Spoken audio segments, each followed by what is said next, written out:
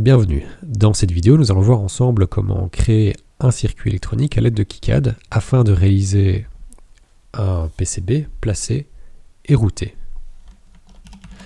La première chose à faire est d'aller dans Fichier nouveau afin de créer un nouveau projet.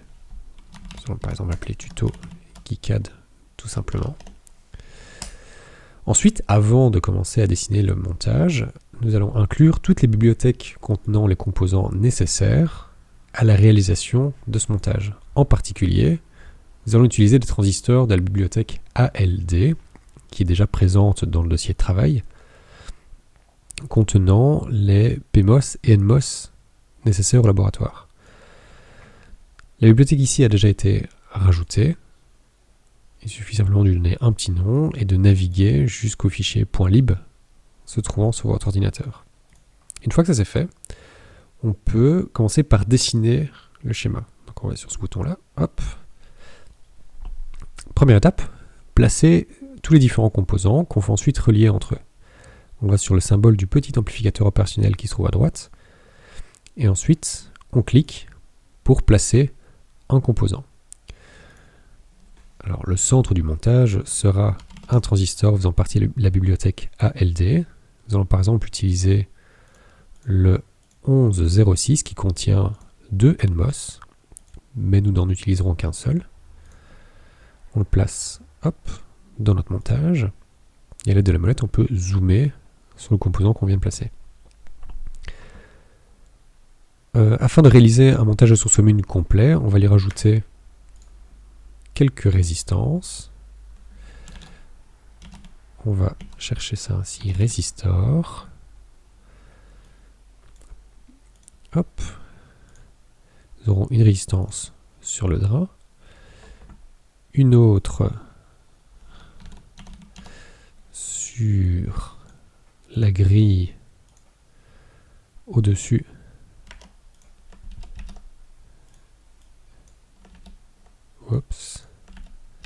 et en dessous, afin de créer le diviseur résistif nécessaire à la polarisation du montage. Un condensateur de découplage en entrée.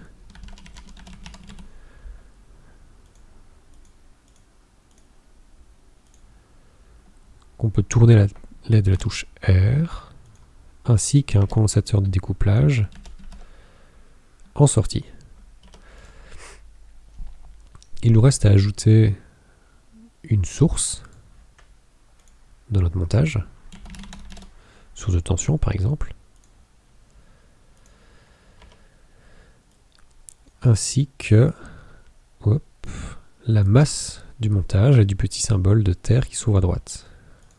On peut choisir de placer soit un point d'alimentation, soit une terre qui nous intéresse dans le cas présent.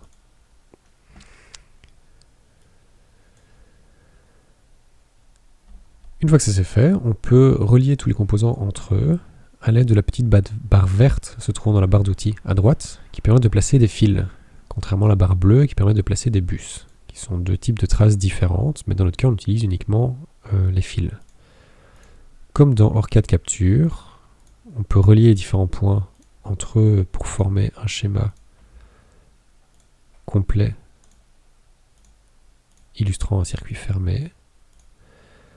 Le condensateur sur le diviseur résistif, sur notre borne sur la source d'alimentation, qui vient se connecter à la terre. Il nous reste à gérer les problèmes des deux alimentations du diviseur résistif et du drain du transistor, ainsi que la sortie. Les deux alimentations peuvent par exemple être représentées à l'aide de ce même petit symbole de terre. Nous allons dans Power. Et si on souhaite par exemple alimenter le montage en plus 5 volts, on va sélectionner plus 5 volts, qui se trouve, je l'ai perdu, ici.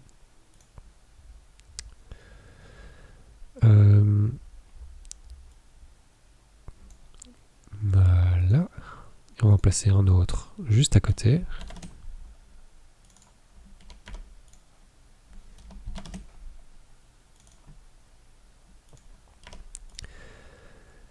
Mais ces différents composants ne servent que d'indication au schéma.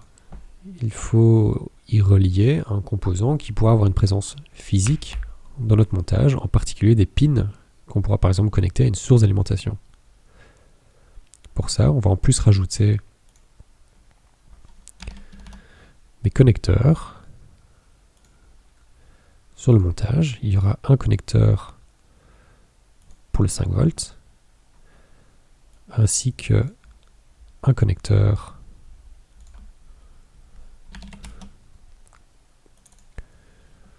pour la sortie. Et enfin, il est judicieux de prévoir aussi un connecteur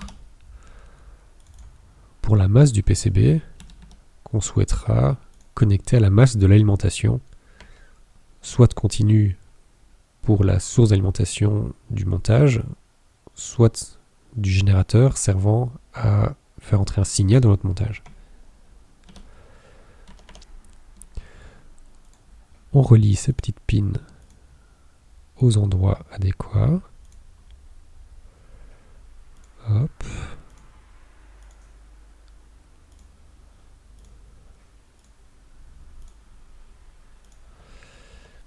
Et nous avons un montage complet d'un amplificateur NMOS à source commune.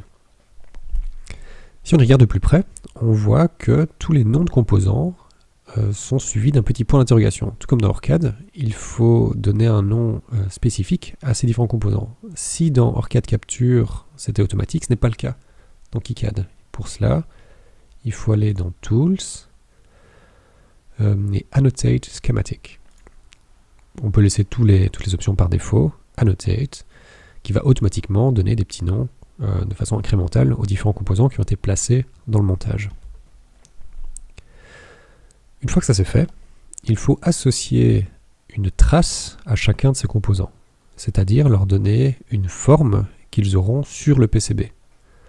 Pour cela, on a soit ce petit bouton qui représente un petit composant sur PCB et le petit amplificateur opérationnel qui se trouve aussi dans Tools à la fin du menu déroulant. Nous avons dans la fenêtre du milieu tous les composants qui ont été placés dans le montage. À gauche, les différentes catégories de traces et à droite, toutes les traces appartenant à la catégorie qui était sélectionnée. Par exemple, si on sélectionne capacitor THT, c'est-à-dire les condensateurs traversants en opposition aux SMD placés en surface, donc les traversants auront des petites pattes qui vont traverser le PCB, ils seront soudés du côté opposé où ils seront placés. Nous avons toutes les formes différentes de condensateurs. Vous pouvez choisir celle que vous voulez, mais dans les laboratoires, on va en utiliser un type particulier qui est renseigné sur le wiki. Et donc par exemple, si on souhaite utiliser le condensateur carré qui est utilisé en laboratoire, on peut sélectionner son nom, l'entrer dans la barre de recherche, et bien sélectionner le filtre permettant de ne rechercher que ce nom-là. On double-clique sur la trace qui nous intéresse pour l'appliquer aux composants sélectionnés dans la fenêtre centrale. Reste à faire la même chose pour les autres composants, à chaque fois en sélectionnant le bon type de bibliothèque sur la gauche.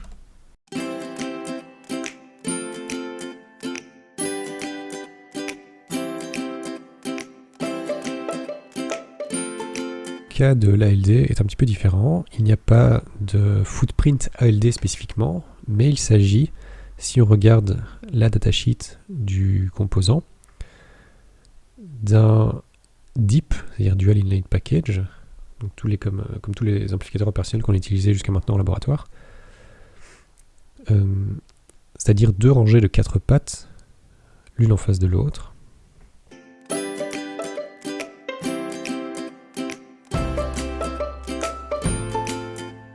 Et enfin, la source va être remplacée par 2 pins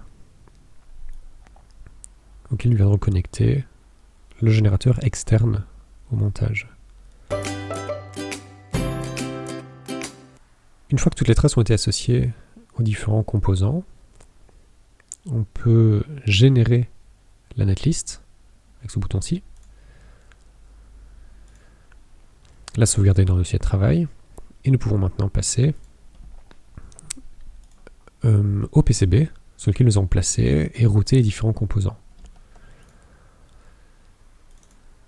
Première chose à faire, est bien évidemment de charger la netlist que nous venons de créer.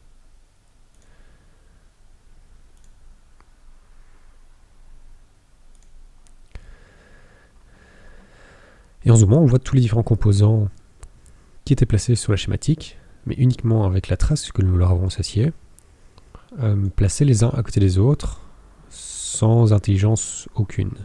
Dans notre cas, il faudra faire attention à ce que toutes ces lignes blanches se croisent un minimum, puisqu'elles représentent les éléments qui doivent être connectés les uns avec les autres. Les pastilles qui vont être connectées ensemble via des traces sur le PCB. Ce que nous allons essayer de faire, c'est de router tous ces composants sur une seule couche, c'est-à-dire qu'il faudra qu'il n'y ait aucune trace qui croise une autre. Première chose, ça va être de placer les différents composants afin d'éviter qu'ils soient trop proches les uns des autres d'une part, mais aussi qu'on ait ces lignes blanches, ces connexions qui se croisent les unes les autres.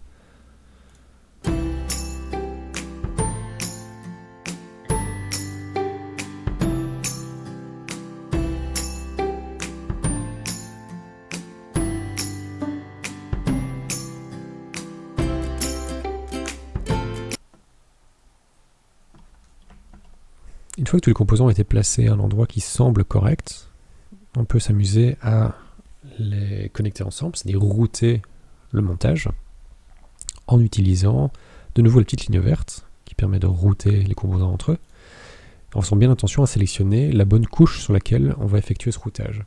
Par défaut, c'est la FCU qui est sélectionnée, c'est-à-dire la couche de cuivre du dessus. Mais ce qui nous intéresse, c'est de router le composant sur la couche inférieure, sur la couche du dessous, la bottom, puisque les composants vont être placés par le haut et étant traversés, vont être soudés en bas du même côté que les pistes.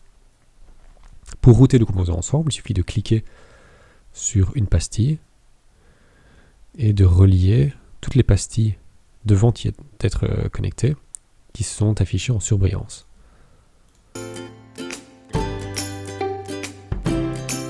Une fois que tout le design est placé et routé, on peut tracer les limites de la board, chose qui peut aussi être faite au début de la manipulation pour s'assurer qu'on ne dépasse pas les limites qui pourraient être imposées par une contrainte particulière. Pour cela, on sélectionne le layer, le calque edge.cut, on sélectionne l'outil de polygone et on va tracer un polygone autour de nos composants afin d'avoir une visualisation du tracé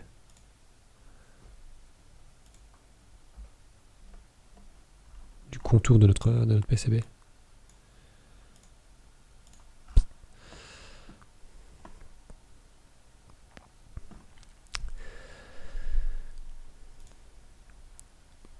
Lorsque l'on a une masse dans notre montage, il est peut-être intéressant de tracer un plan de masse. Pour cela, on va rajouter une zone dans tout le PCB qu'on va lier à un net en particulier, c'est-à-dire celui de la masse. On sélectionne l'outil de zone, on trace le polygone correspondant à cette zone, mais au moment où on clique sur le premier point de ce polygone, il va nous demander sur quelle couche on doit appliquer ce polygone, et dans notre cas, il va s'agir du bottom, qui doit être connecté au net GND.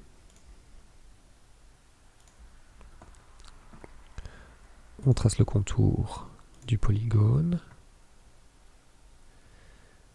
Et automatiquement, les traces correspondantes à ce net, à ce fil, ont été noyées au milieu du polygone, tandis que les autres sont soigneusement évitées, contournées par ce plan de masse. Et les pastilles, qui s'appelaient donc bien GND, ont une petite croix qui vont les connecter à ce plan de masse. On ne va pas noyer la pastille du plan de masse, mais simplement les connecter par une croix pour éviter que lorsque nous essaierons de souder ces points aux composants, toute la chaleur fuit dans le plan de masse, et donc il soit très difficile de chauffer la pastille, la pâte et la soudure. Il est possible de cacher ce plan de masse, qui peut être un petit peu gênant pour visualiser l'avancée du montage, en faisant un clic droit sur cette zone, en allant dans le menu Zone, et en sélectionnant Unfill.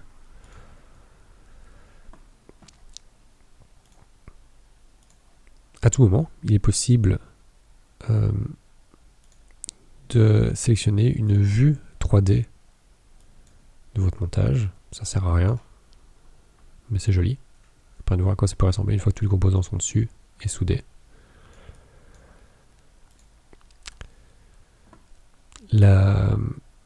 L'une des dernières étapes dans le placement et routage du montage, ça va être d'indiquer quelques annotations sur le montage. Cela peut généralement se faire sur les silk layers, notamment le front silk, c'est-à-dire la face supérieure. C'est généralement une bonne idée d'indiquer la valeur des composants ou au moins leur nom sur ce layer afin que lorsque vous avez le PCB en main, vous sachiez quel composant doit aller à quel endroit. Mais c'est aussi une bonne idée soit d'indiquer votre nom, un numéro de série ou le nom du projet sur le PCB en utilisant ce layer.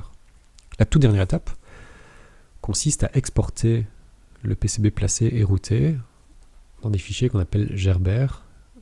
Et pour cela, je vous renvoie vers le wiki ou vers le site des fabricants de PCB qui indiquent généralement la marche à suivre pour exporter le design dans le bon format et avec les bonnes couches nécessaires à la fabrication du PCB.